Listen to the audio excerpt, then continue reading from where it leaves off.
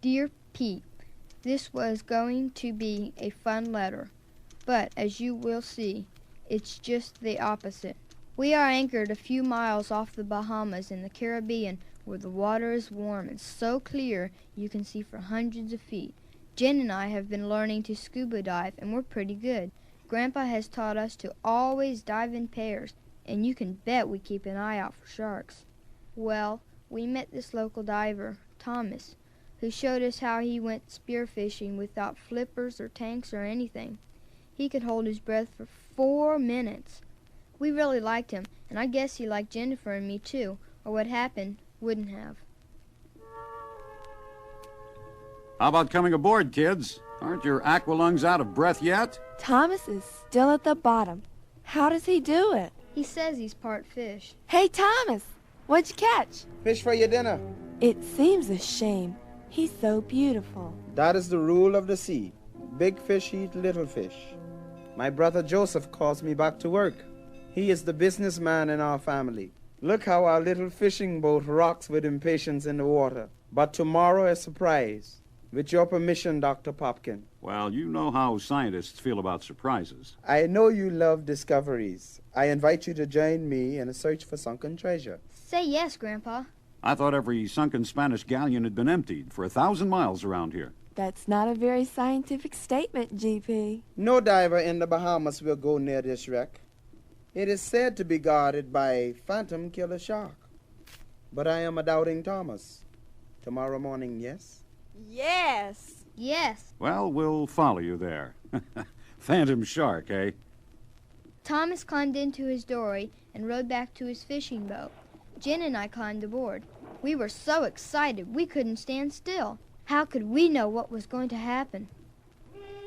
On deck, sleepyheads. Here comes the sun. And I hear Thomas's boat chugging in the distance. I thought you were too excited to sleep. I was counting gold doubloons. I was trying on jewelry. Ahoy, Dr. Popkin. We're ready, Joseph. No need, Dr. Popkin. My brother is dead. Oh, no. I wanted you to know I'm taking his body home. The phantom shark is not a phantom.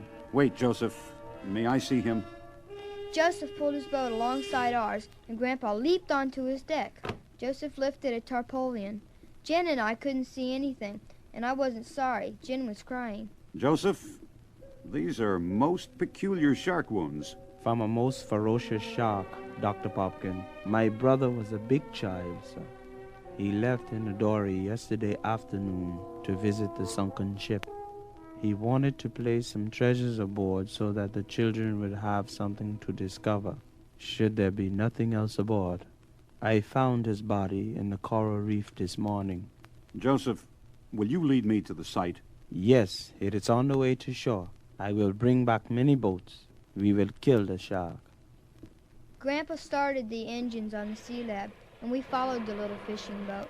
Nobody said a word. Grandpa seemed to be deep in thought. After a while, we saw an empty dory, and just past that, Joseph started to circle, pointing. Deep, deep down, we could see a dark shape, the sunken wreck. There goes Joseph. He can't bear to be here. He didn't even pick up the dory. Let's take a look at it. A little closer. I've got it hooked. Look, Jen, look what's in it. The kind of souvenir treasures they sell on the islands. Poor Thomas. He loved a joke. You mean Thomas got killed for nothing? That he knew there was no treasure down there? The treasure wasn't that important. The thrill of the search was what counted, and giving you that thrill. There, my wetsuit is on.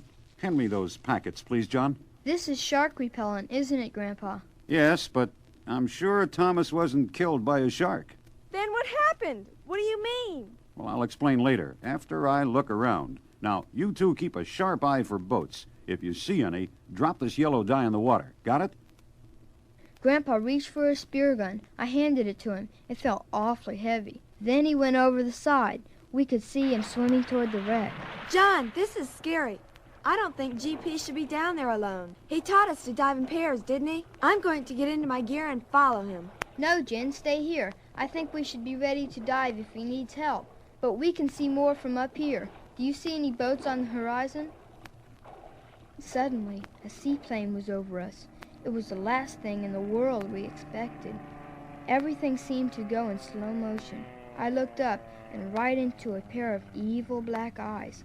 He must have been 100 feet over us, but it felt like his eyes were right in front of me. I felt frozen on the spot. They're shooting at us! Dive, Jen! We hit the water together. We could hear funny clunking sounds. They were still shooting at us.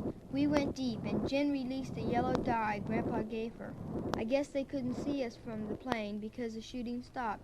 Then Grandpa came swimming toward us below the yellow dye. I tried to tell him what was happening by using sign language. It was like playing charades. I spread my arms like wings. I pointed my finger and made shooting movements. Suddenly, Grandpa understood me, and he signaled us to follow him. We swam toward the sunken wreck. We reached the wreck, and he motioned us to hold on to the planking of the hull. The old wooden sailing ship, lying on its side, was half buried in the sand. What fun it would have been to explore it with Thomas.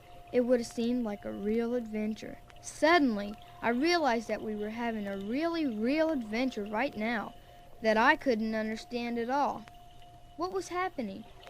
What would we do next? I didn't have to wonder long. 2 divers in black shiny wetsuits were swimming toward us, fast. Grandpa signaled us to get behind the hull, but I didn't move fast enough. One diver pointed a spear gun at us. Grandpa grabbed me and the spear smashed into the planking over my head. The other man carried a long knife. They closed in on us now like sharks. I couldn't believe how scared I felt. My arms and legs felt paralyzed. Suddenly, a thick, inky cloud was spreading in front of me, blocking the divers from view, and I felt Grandpa tugging at my arm, pulling me upward toward the surface. He had released his packet of shark repellent. The 3 of us popped to the surface, and I couldn't wait to push back my mask. Grandpa, who are they and what do they want? They're Thomas's killers. Why? Why did they kill him? For the same reason they want to kill us. They're guarding a secret in that old wreck. You 2 swim for the boat. They'll be coming through that repellent any second now, and I'll try to hold them off with my spear gun. Our boat seemed a long way off. The seaplane was floating not far from it. I squinted my eyes. Something was moving along the surface of the water between the boat and the plane, coming toward us. Jen saw it too. GP! A fin! A big one! We can't get back to the boat now. Swim away from me. I can see the men now, and they see us. I never expected to test this spear gun like this. But I couldn't swim. Everything was so still. It didn't seem real. All I could hear were some seagulls overhead as I silently watched the men approaching underwater and the huge fin behind them moving with unbelievable speed. Then the fin went down, and through the thinning cloud of repellent, a huge shape came up behind the man with the knife. The horrible mouth grabbed him at the waist and shook him like a toy. It couldn't be real. Not a sound could be heard down there while the shark cut a man right in half. The other man whirled to aim his spear gun. The shark's tail caught him right in the face and sent him spinning to the surface. I felt sick. I told you kids to swim. Whatever happens to me, swim. Grandpa dove and aimed his spear gun. The funny-shaped dart went straight into the giant shark, and a bright flash circled him, and he seemed to stiffen. Then he sort of rolled over. It just seemed too easy. Grandpa came up grinning. That was an experimental electric dart, and wait till I send in my report on that. Is the shark dead? Well, he's at least unconscious, and that's good enough. Joseph and his friends will have no trouble rounding up all these phantom sharks, or whatever's left of them. Now, will you swim back to the boat as your captain has ordered you several times? Not until we hear the secret they were guarding. They were dope smugglers. This old wreck was their secret warehouse guarded by the story of the phantom shark. The hull is filled with waterproof sacks of narcotics. Now, will you? It was exciting, Pete, but very sad. Hope you're getting better every day. Your pal, John. P.S. Jennifer sends her love. I do not. Tell him I send my best regards.